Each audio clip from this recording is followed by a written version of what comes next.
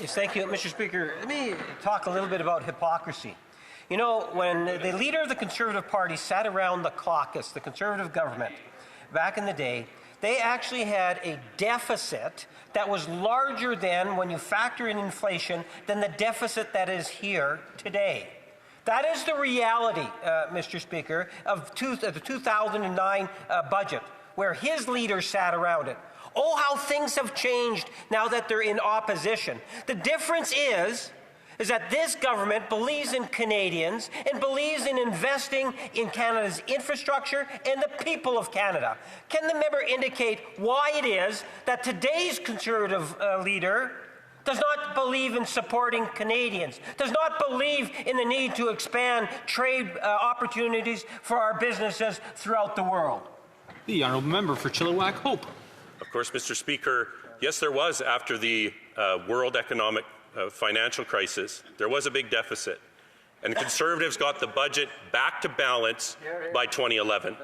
That was our record. By 2015, we got it back to balance. That took a lot of hard work, Mr. Speaker, because we believed in the importance of leaving a balanced budget for future generations. We didn't want to increase the debt for them to pay it back. But I'm glad the member asked me a question. The last time he asked me a question in this House, I believe he was asking me why I didn't support a consumer carbon tax. Mr. Speaker, that's what he was on about.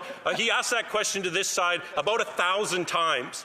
Swallowed himself whole. I'm glad he broke that promise. Maybe he would keep the promise to keep the budget deficit to $62 billion.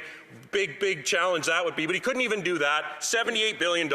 He doesn't know what he's talking about. Yes, thank you, Mr. Speaker. You know, it's truly amazing in terms of how the member reflects. He actually voted, or they campaigned also on the carbon tax. All he has to do is just reflect on Aaron O'Toole. But having said that, Mr. Speaker, I'm wondering if he can provide a clear answer as to why it is that the Conservative Party of Canada does not support investing in Canadians, investing in Canada's infrastructure, and the promotion of external trade beyond the U.S. borders. Why is the Conservative Party not on board with those objectives? The honourable member for Chilliwack Hope, about 30 seconds. Well, Mr. Speaker, of course, we support investments in the country, and that's why under a Conservative government, investments were up hundreds of billions of dollars, unlike under this Liberal government, where hundreds of billions of dollars in the last 10 years have left the country, and certainly billions, tens of billions of dollars have fled the country since this Prime Minister took office. So, Mr. Speaker, we'll take no lessons from this member who's been a member of a party that's been for a carbon tax and against it in a matter of weeks, but we will certainly try to give him a lesson on being fiscally responsible. He hasn't learned it yet.